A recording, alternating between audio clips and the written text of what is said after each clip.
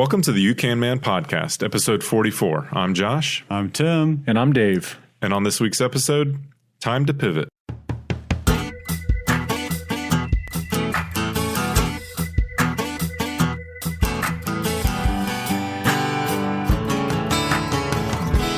All right, guys, welcome back to the UK Man podcast, where we believe what one man can do, you can do as well. This week, we were actually guests on another podcast, Time to Pivot. Our friend Phil, who I guess Josh and Dave are more friends with, yes? Yeah, I've literally known Phil since I've been like 7 years old.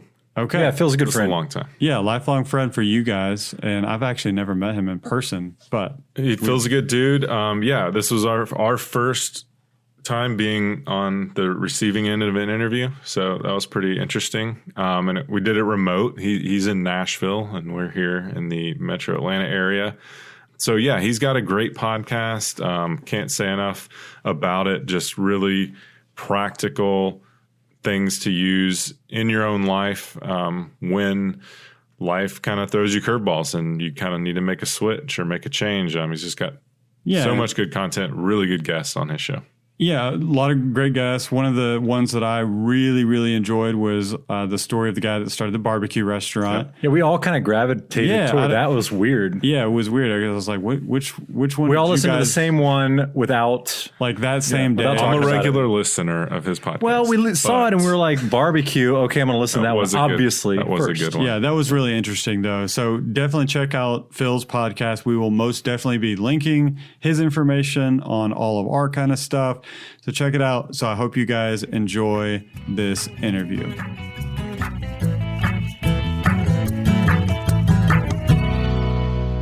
All right, today I've got some really special guests with us. Another podcast from Atlanta, Georgia. It's called the You Can Man podcast, and they have been making waves in the home improvement area. And I am an avid listener along with a lot of other folks. Ladies and gentlemen, this is Josh, Tim, and Dave from the You Can Man podcast. Hey. What's going on? What's up, Phil? What's going on? I am so excited to have y'all. Y'all have been an inspiration to me as a beginner podcaster. Y'all have done some amazing things in the short time that y'all been around. And I'm excited to kind of get into your story. But before we go into your story and before we go into the whole You Can Man thing and it's almost like you're building a brand is what you're doing, which is pretty impressive. It's almost like I told a friend of mine today, it's kind of like Tim the Toolman Taylor, but three of them. And That's high praise. I don't know. Yeah. I'm loving the show. I'm loving the show, and I'm excited to kind of get a scenes glimpse of what you guys are doing. Well, thank you for having us on. Yeah, thank you so much. So just so y'all know, my podcast was kind of birthed out of this rocky time in my life this past year of trying to figure some things out. It was this whole idea of I needed to figure out how to be more disciplined in life. I needed to kind of navigate some difficult situations where I needed to make some change. So that's where the name Time to Pivot came from. And so I'm interviewing folks that have had an opportunity to kind of make a change, develop some discipline. And the one thing I see with you guys, y'all have been extremely disciplined in maintaining quality content for your listeners week in and week out. And I really want to hear some of your story today about how you've been able to maintain that, how you've been able to develop that content, what you're going to do in the future. Are you afraid of failing? Are you afraid of that you're not going to be able to get out the kind of content you want on a regular basis? And then what happens if the darn thing blows up and it's this huge thing? And are you willing to leave your jobs and really pursue this thing? So I'm excited to hear kind of the You Can Man story, I guess.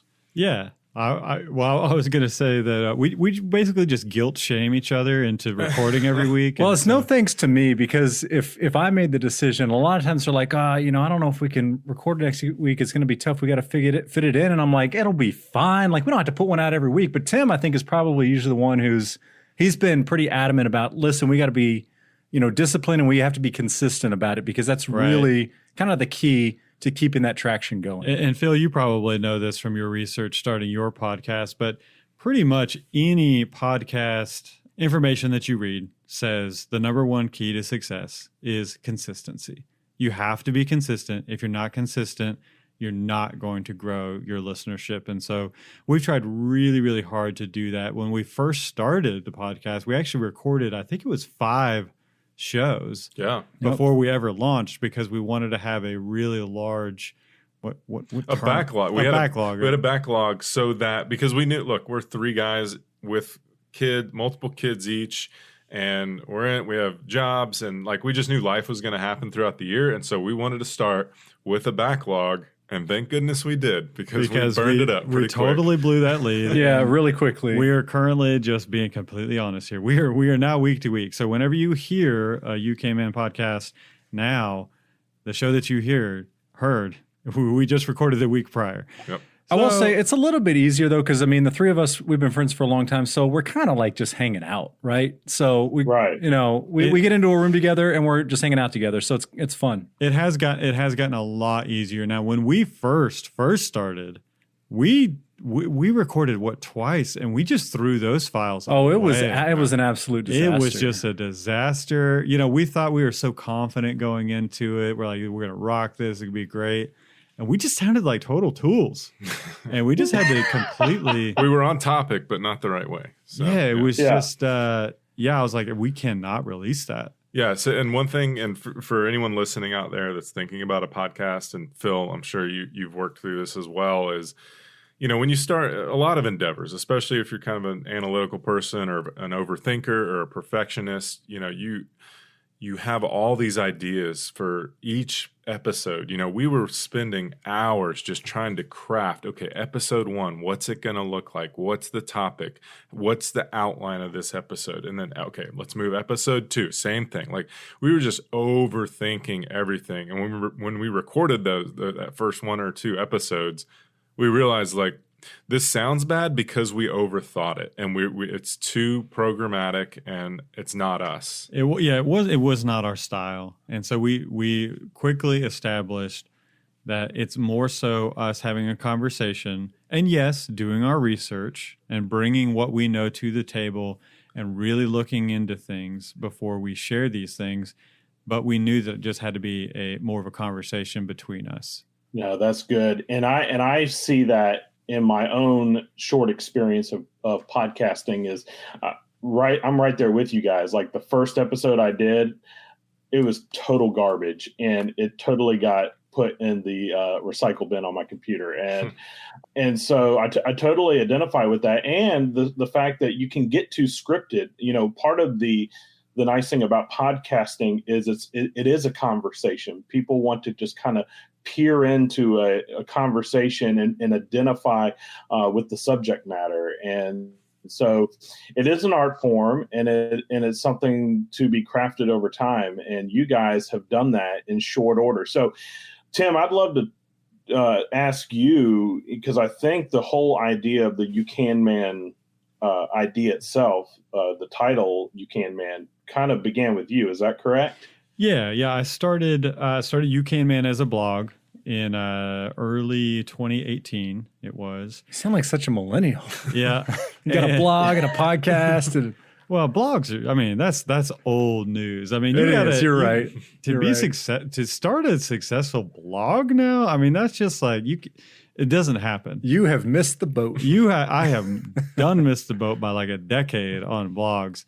But I had originally thought that, okay, I'm going to do a website, and then I'm going to do a YouTube channel. Now, I do have 3 videos up on the YouTube channel. They're beautiful, by the way. They're really good videos. I would like to get back to that, and that's kind of been shelved for the time being. But for years, I have done so many things myself, and I really, genuinely love helping other people do tasks. So here's an example. Our pastor, he needed a load-bearing wall taken out in his house. Well, I won't get into our pastor a whole lot about his DIY skills, but let's just say they're lacking. And I would always tell him, like, bro, you got this. Like, you can do this. And he's like, man, I don't know. Like, I can't do this. I'm like, I can help you do this because someone at one point in time helped me. And so I'll go back even further. So the name You Can Man came from someone helping me when I was doing house renovations on my own house. And I was taking out a load bearing wall. I was so intimidated. I had never done that before in my life. And a good friend of mine came alongside me and was like, look, what one man can do, you can do as well. And he had experience in the construction industry, and he knew how to take out load-bearing walls. He's like, it's not that big a deal. Let me walk you through it.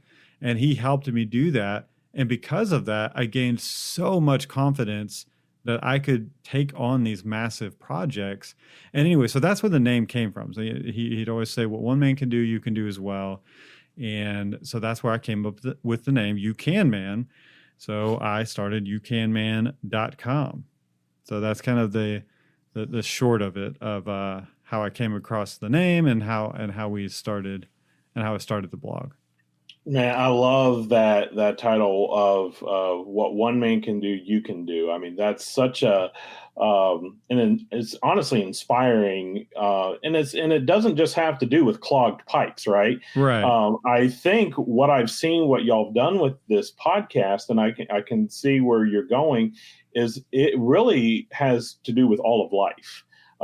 You can one of the best episodes it was a 2-part episode, was the guy that runs Chick-fil-A, the guy out in California. Yeah, Josh. Like the total idea that you can absolutely go from the server counter, to squeezing lemons all the way to owning and operating your own Chick-fil-A franchise. Like, that's pretty awesome.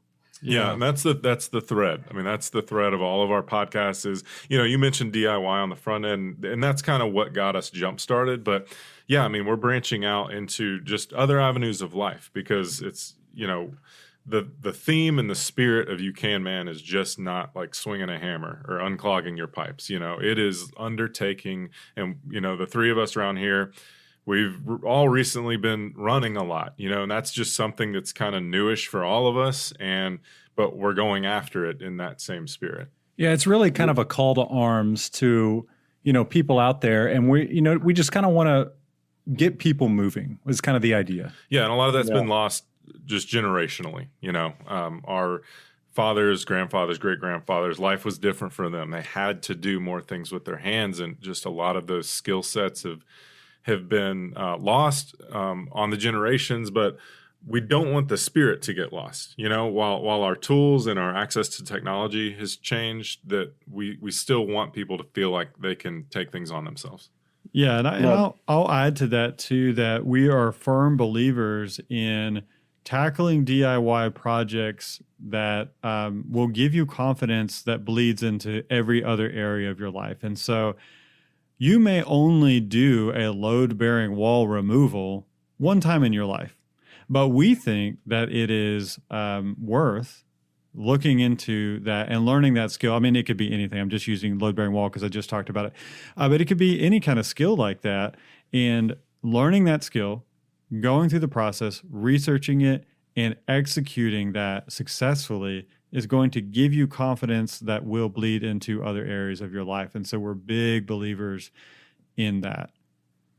That's so good. And I can say personally that just through listening to your podcast gave me the confidence to start my podcast. And I know that we have been, Josh, you and Dave and I have been friends for a while.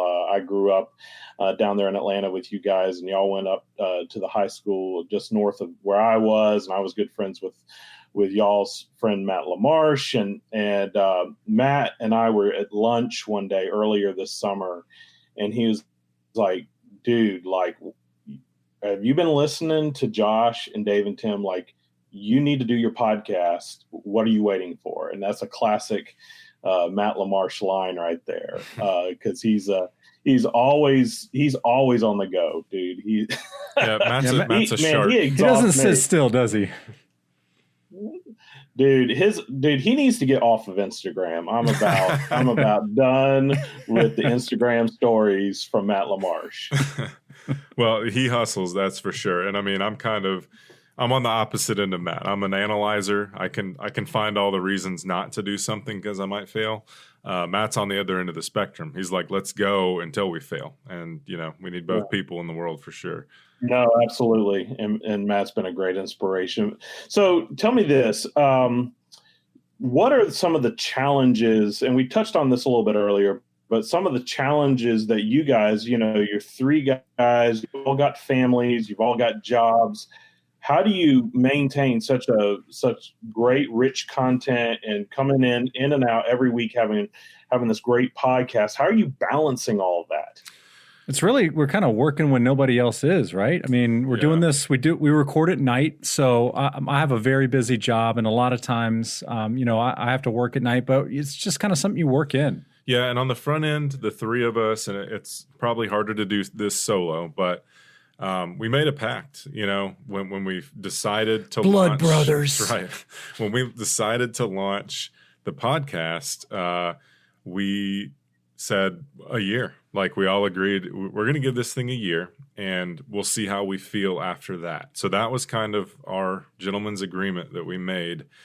And it's been a struggle at times. It's not, on the front end, like we said, we bagged 5 episodes. We were feeling good. And then not soon thereafter, we were week to week on content. Right. And we do have, roles that we divvy up. So I handle exclusively all the editing, and I do all of, all the recording, all of the editing, all of the photos for the media. Yeah, all that kind of stuff. Tim does the lion's share. He does a lot of behind the scenes work for sure. Yeah, I guess I kind of just became the default because I had started the website and I kind of did that. And he knows technology, and we don't. And I'm also I'm a freelancer, and so I have a lot more flexibility, and I guess you could say, in my schedule than these guys do with the 9 to 5s. Sure. And so it just kind of happened that way that I do a lot of that stuff. However, I have been kind of given Josh more responsibility but Josh basically does our Instagram stuff now. So I'll kind of come up with the content, and then I'll just shoot him an email. Hey, here's the stuff that you could post. And then Josh will do all the Instagram stories and all that kind of stuff. But even with our segments that we do at the end of each show, so it's to let your listeners know, we always do this random segment. We call it the bonus segment at the end of our shows, and we take turns researching topics, and so it's not on one person every single week. So we're divvying all that up. No, that's good. So tell me about the process of gathering or I guess cultivating the content that you want to do. Like, I'm sure you're looking into the next few months about what kind of topics you want to cover. Tell me about the process of going about figuring out what you're going to do shows on. Yeah, we actually we've had in the past. We need to do another one, guys, because we're well due for this. But we'll just have planning sessions. So we'll just sit down and, hey, what topics are we going to do for the next 5 shows? And we have an ongoing Slack channel. So if your listeners don't know, nice. Slack is just a way to basically organize the thoughts of a team of people that you're working with. And so we utilize Slack a good bit, and we have a running list of show topics. And so if we're ever at a loss for what are we going to do, 2 weeks from now or whatever, we can always reference that list that we started before we even hit record on this thing. So those are some of the things. Like, you've always got to be thinking ahead, and you've always got to have those ideas in the hopper. Yeah, and I mean, again, the accountability to each other is actually helpful. It's sometimes it's messy. Sometimes we have to be completely honest. Like this episode, for instance, that we're recording with you, and we're going to release it as a dual recording. You're going to release it on your podcast, and we're going to release it on ours. I had the assumption that this was going to be our podcast for the week, but we're actually going to delay the release of this one. So we had to scramble this week, full disclosure, on our topic. And so there's some weeks that are messier than others, but it kind of fits, I think, what our personalities are anyway. That, you know, the really scripted, like you mentioned, the really scripted podcast doesn't sound as good in the end, as opposed to one. we can't really pull it off. We don't pull that off well. I think we're better off the cuff, and it comes across more authentic that way. Agree. So it is something that we are constantly, I don't want to say struggling with, but it's a constant effort of coming up with new ideas and, you know, just kind of bouncing things off each other. I'll bring something up, Tim shoots it down. But no, it's something that we're always working on. Yep. Yeah, and there are plenty of times where we just have to put off a show until we can do further research. So it'd be like, okay, we're supposed to talk about this at the next podcast. I have no idea what I got to take some time. I got to look into this because, you know, like we did a show on, I feel like I keep talking about load-bearing walls, but we did a show on load-bearing walls, and that was something that we really wanted to make sure that we're saying the correct things. Now, we do have an in-house structural engineer on the show with us, so that was really, really helpful. But that's just one example, because we want to make sure that we're just not, you know, given the wrong information. So we want to make sure that we're researching properly as well. No, I get the whole thing of cultivating the content. And are you ever afraid that you're going to miss a week, that you're not going to have, like, you kind of had a brain fart and you don't know what you're going to talk about? Like, does that ever make you nervous? Yes. I mean, planning is for anyone out there, again, like thinking about a podcast, there is nothing wrong with planning out in the future as much as you can. But I mean, there are weeks that we record an episode, and it's only happened a couple times, but we record it and we look around the table and we just say, that was a bad effort, guys. Like, we just are very upfront and say that wasn't our best and that's not ideal. But so far, aside from the week we missed for the birth of my third child, we have not missed a week. We have made it happen. I think we've turned an episode around in 24 hours. We just took off for Thanksgiving, so we did do that. Missed. Like, that was a scheduled vacation. That's true. That's true. As far as missing an episode, we've only skipped one due to, you know, scheduling. But yeah, we've turned episodes around before in at least 48 hours or less because we had to. We were either scheduling problems or a little bit of laziness. We just didn't get to it on time, but we found the time to record it before the episode was scheduled to drop. And I think having three people on the podcast, three kind of co-hosts, is helpful, because if I have a busy week and I drop the ball and I don't prepare well enough, I know that these two guys can, I mean, I hate doing that, but I know that these two guys can, you know, kind of carry me through. So having three people is definitely helpful. No, and I think people that are listening to your podcast you're now personalities. You know, you're like Tim the Toolman Taylor and Al Borland. Like, Tim, I'm going to start calling you that for real. I'll let y'all decide who is who, but I'm Heidi. I want to be Heidi. Wow, I feel pretty. Josh, you have the legs. No, that's so good. But people begin to fall in love with you, and it's almost kind of like, man, I need my weekly fix of You Can Man. Like, I need on my drive to work. I don't care that you're talking about going to REI and not being a part of the program or whatever it was.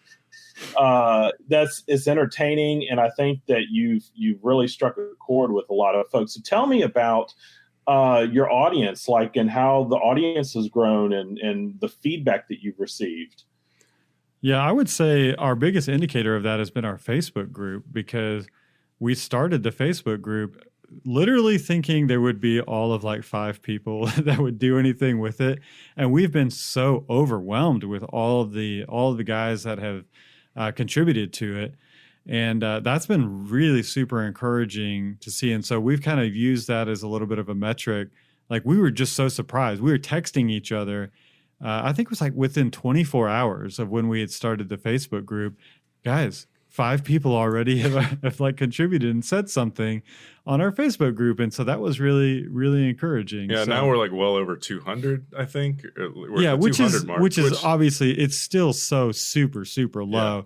But just to have the engagement, you know, we might still have small numbers, but we have a lot of engagement with the people the listeners that we do have. Yeah, it's very self-sufficient. Like it kind of keeps itself going, right? And that was a surprise to me as we hit start on it, and then it just kind of took off from there. Yeah, I mean, we the three of us aren't incredibly active on there. Like we're not monitoring every single post and posting on every single post. We try to engage where we can, but a lot of the group is just guys helping other guys, and there's females as well. So, you know, guys and gals in there. There's so much information being shared that like we're not doling out to people, that they're just helping each other out, which is the absolute spirit of the podcast and the You Can Man message. No, that's fantastic. So tell me, going forward, what is the future of You Can Man? What can we expect in 2020? Man, so that's a good question, because look, we're at year end here and we are at episode 41. We just put 41 in the can. 52 would make an official year, I guess. So we're almost at the year mark here. I think the best way to put it would be, I think it's time to pivot, Josh. I think that's the word you're looking for. Yes. Yeah. I mean, there's been no indication that we need to stop doing what we're doing. I'm sure there are areas that we're going to discuss on, you know, what can we change? What should we change? Some of that might involve our social media game, which can probably be better. But as far as, you know, moving forward, I feel personally, and we haven't talked about this around the table yet, but I personally feel like the indicators that we're getting from our podcast host statistics and things like that are indicating that things are trending in a good way for us. Yeah. Yeah, I think increasing our social media presence, that's something that I certainly can work on and we can work on as well. And also we've talked about, you know, doing more things on YouTube. So we'd like to get some video content out there, and we're not sure exactly how we want to do that yet, but it's something that we've definitely thought about. Yeah, and I would add to that. Like I've got lots of ideas. I'm kind of like big picture guy when it comes to a lot of this stuff that's probably never going to happen. But hey, you gotta think big. And so, gosh, I could even see, you know, the You Can Man brand being some sort of like, think like HGTV show, but it's with a bunch of dads and we're flipping a house or something, and we brand that show You Can Man. You know, I'm just kind of thinking big. Like the name You Can Man can go so many different directions in so many different areas of life, but just kind of more in that DIY vein. Something like that would be really, really cool. But for now, you know, we're just doing the podcast and we're kind of building brand awareness. And we need to up our game with social media and really just continue to be consistent with it and see where things go. Do you remember that show, guys? It was on Comedy Central, The Man Show. I think that's what it was. Yeah. Adam Carolla. Yeah. Jimmy Kimmel. It's kind of, Could never do it today. Like a set like that, and we tune in weekly. That would be awesome. Yeah, it'd probably have to be on like YouTube now or something, because you're not going to get that past. Dying. Yeah, you're not going to get it past the television brass. I don't feel like our material's not quite. It's not as crass for sure. The Man Show. Yeah. All right. So, what encouragement? Kind of a last question here. What encouragement would you give those? And this is in the spirit both of my podcast, Time to Pivot, and in the spirit of your cast, You Can Man. What encouragement would you give those thinking about starting a podcast, starting, you know, some sort of blog or whatever? What encouragement would you give them? Yeah. So, and this is Josh speaking, and I'm the guy that said earlier, you know, I'm the analytical one. I'm the one, you know, looking for the reasons not to do things, what could possibly go wrong, things like that. But a couple summers ago, when we were out on the lake on a boat together with our families, and we were just, Tim, you know, brought up the idea of the podcast, and we already knew about the blog, and the name You Can Man is just so catchy, and like it's a great like branding opportunity. We knew there was a good thing there, and he brought up the podcast, and we just started talking about it. And you know, our wives were really encouraging, and maybe overly nice, but they're like, "Yeah, you guys work so well together, and like I think it'd be great, and people would like to listen to you." that was some encouragement there, but really it was simply about, and in the spirit of your podcast, like it was time to pivot. It was time to just jump in with both feet and do it. And if it's, agree to a certain time to do something. And if it's terrible, stop doing it or change it.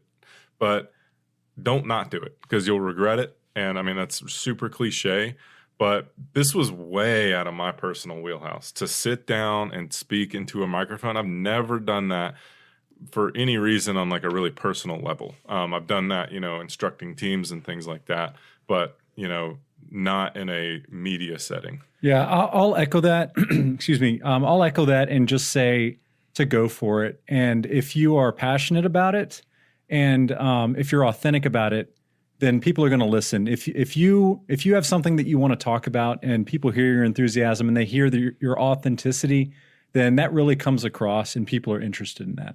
Yeah, and I would say I was actually, Phil, I listened to earlier today, I listened to your podcast on the guy that started the barbecue restaurant, Honey Fire. It was funny because we had texted each other and we're like, dude, I want to go to Nashville to eat that. And I was like, we're all coming up there. We're all going to check it out. Yeah, we might take a UK Man road trip up there. But I remember him, remind me of his name again. What was his name? His name is Shane. Shane, yeah.